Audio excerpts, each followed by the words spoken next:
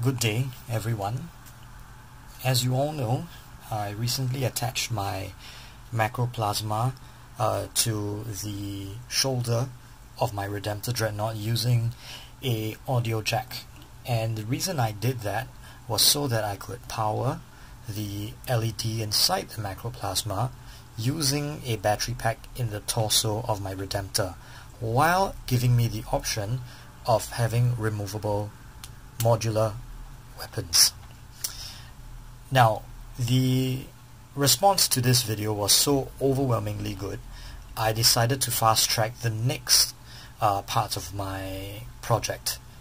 Because what good is a removable weapon if you don't have options to replace it with? So the next part of my harebrained plan would be to attach the heavy onslaught Gatling cannon to the torso, but it would be a waste if my onslaught cannon was not in some way powered by the battery as well. Now, as you know, I could put an LED, an orange LED, up in the barrel of the onslaught cannon and do sort of a muzzle flash, which would actually look very nice. The Oyumaru I've been using for a lot of my projects carries light really well. But I decided to go one better and attach one of these. Now, you'll find these in most, I think, good electronic stores, not specifically hardware stores, but more of the stores where you'll be able to find LEDs. And what these are vibration motors for mobile phones. You'll see that they mainly come with a rubber sleeve, and this rubber sleeve can actually be removed, slid out like so. Now, I removed the rubber sleeve from one of them and I kept the sleeve on the other, and I'm not sure which one I'll use for my Gatling cannon yet, but the idea is to place the motor inside here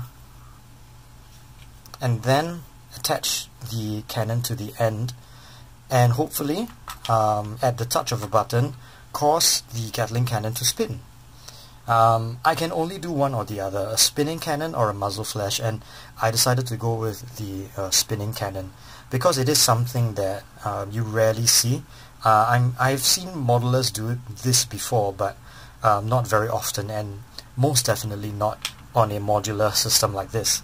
So that's my plan. Now, considerations. As you may have noticed, there is very little room in the Gatling cannon housing, and I do begin to worry because if you've seen the previous video, the plug and all the associated wires didn't fit very well in the macroplasma. I had to do a lot of cutting and a lot of clearing. It appears I might have to do even more this time round because there is barely enough space for the motor and the plug at the same time. They're going to start to interact with each other, which is very bad. Moreover, the motor isn't just going to sit there by itself because I will need some sort of guide ring or guide rod to make sure that this doesn't, corkscrew and actually spins in concentric circles with the axis of the motor. So the issue now is, one, I'm going to have to find a way to get everything to align right, and you all are going to learn with me. And secondly, I'm going to have to find a way to guide the barrels to spin around a very stable axis. And what I've done is I've actually gone to the hardware store or an art shop. I think you'll be able to find these rods as well. They are hollow rods, and by messing around at the art store I found two that sort of fit very well into one another. So this is going to be my guide rod. I will have to attach the smaller one to the end of the motor somehow, and cut a couple of rings, or perhaps just one short length from the larger rod, and use that as a guide for this thing to spin. I haven't figured out how I'm going to do this yet, so wish me luck. So I'm going to go off and start messing around with this, and you won't experience any time at all. I'll just come back once I've found the solution. Here's a quick update. So what I found is that I can very easily carve out most of this plastic here without interfering much with the exterior, or without interfering at all. So that's a good thing. I'm going to start working on carving out this portion as well, and then do the same on this side. Now it does appear that I do have a lot more to hack away here, and I'll be sure to let you know if I hack away anything important, so that you don't make the same mistake as I do. But right now it does seem that I do have enough room in both sides. So with the plastic cleared out, I'm left with just enough space to attach a short length of copper rod and run that through a sleeve in the section that you see right there in between that kind of framework in the plastic. And furthermore, it leaves me with enough room to place the audio plug.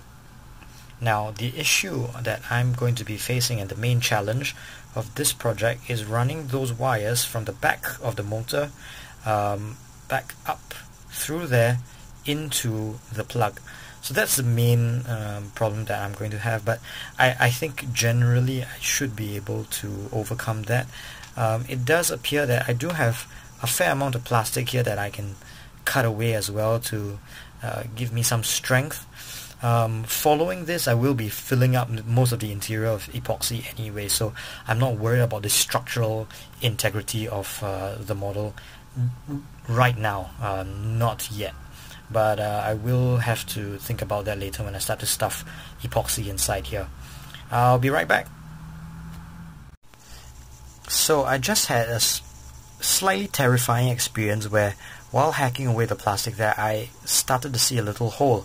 But it does appear that some of the injection molding does leave bubbles in the plastic, so don't be too alarmed, because cutting through this section will actually cut through quite a fair amount of plastic, and you won't have to worry too much about hacking the outside off by going too deep.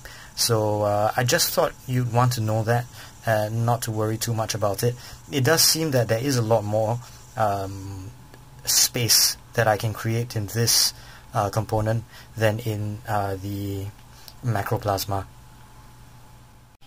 So I have cleared enough room, and just by eyeballing it, I do appear to have enough space for all my components. So I will be sticking to the plan for now. I don't think I need to make any major changes to this. Now, what I'm going to do now is I'll have to test the polarity of this, because I actually forgot what was the polarity that I used for the macroplasma. So I'll be testing that specifically with the shoulder joint and the battery attached, so that I don't mess it up. And I do recommend that you keep track, if you do the same thing as me, that you keep track of the polarity that you're using. And if you don't, I do suggest that you test out what I'm doing, test out the polarity like what I'm doing right now first, before you make a huge mistake that you have to go back on. So I'm going to test it out, and once I do that, I'm going to start soldering the wires onto the plug. And once I'm done with that, I'll come back. So I've got my crocodile clips hooked up to the the plug that is plugged into the elbow socket right now, and the outer ring is on my positive, so I'm gonna clip that on. Just hold it on, and the inner ring is on my negative. So if I do have everything measured out right, then this should there we go. So we're spinning. So I've got the polarity right. That's good to know. So I'll be soldering it together right now. Be right back. Now, after stripping away more wire than was previously exposed, and also clearing my worktop, I'm ready to solder the black wire to the centerpiece now. And what I'll be doing is once my soldering iron is nice and warmed up, I'll be ready to begin. Now, once again, before you start to solder, make sure that you clear your workspace and also work next to a well-ventilated window, so that you don't hurt yourself with the fumes that will inevitably appear. So now, I'm all warmed up, I'm ready to begin.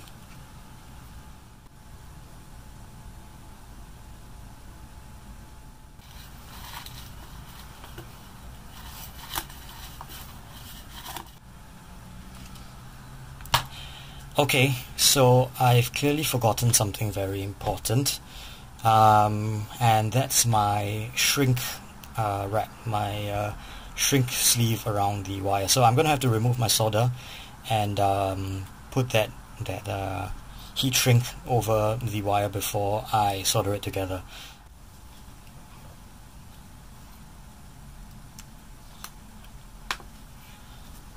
So I am fairly grateful that you are experiencing this together with me and sort of learning as I go along as well. It is quite fun to do these little projects together with the people who watch my videos. I'm pretty happy with where this channel is going so far. I believe that I currently have about 22 subscribers. That's just within the past month or so, and I'm actually very happy with where we're going with this. So here's to many more projects on YouTube.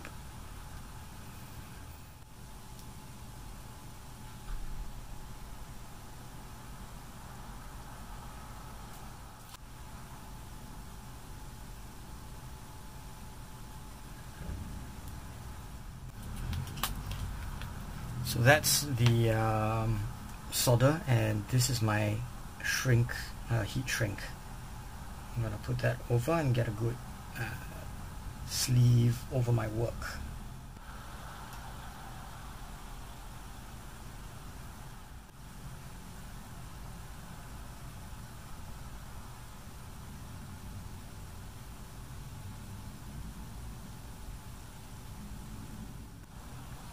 So that's the progress so far. I've attached one wire. I'll be attaching the other side real soon.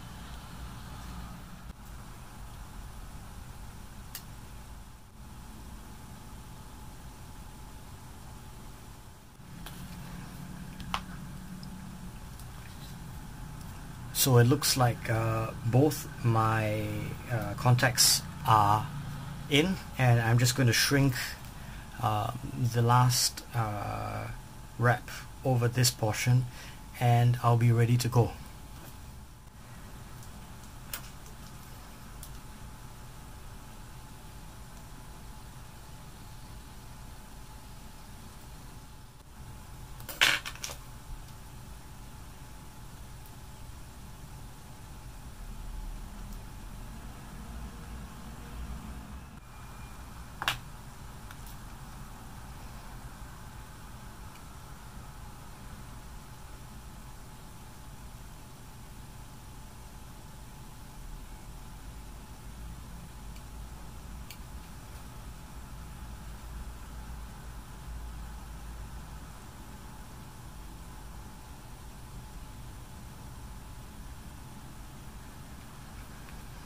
Alright, and now the moment of truth, to see if I got everything right and it still works. So let's bring over my Dreadnought shoulder, duly attached to my battery, and let's plug it in. There we go. Buzzing nice and smooth. So now I'm gonna have to put this inside of this.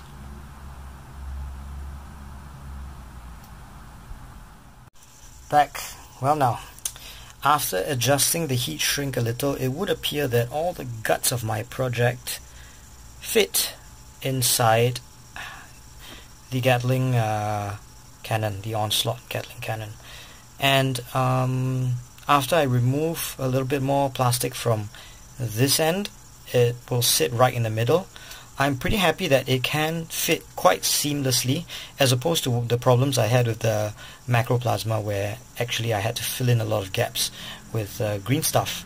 But as it stands, I'm pretty happy with where I've gotten with this. In fact, I do have enough room for all my components and the copper sleeves as well. So I can't wait to continue this project. Until next time, please like, subscribe, and please leave a comment below. I think this series of videos is something that has become more popular among the few subscribers that I have, and I'd like to do a lot more of this. And if you disagree or if you agree, please let me know in the comments below. Until next time, good day everyone, take care.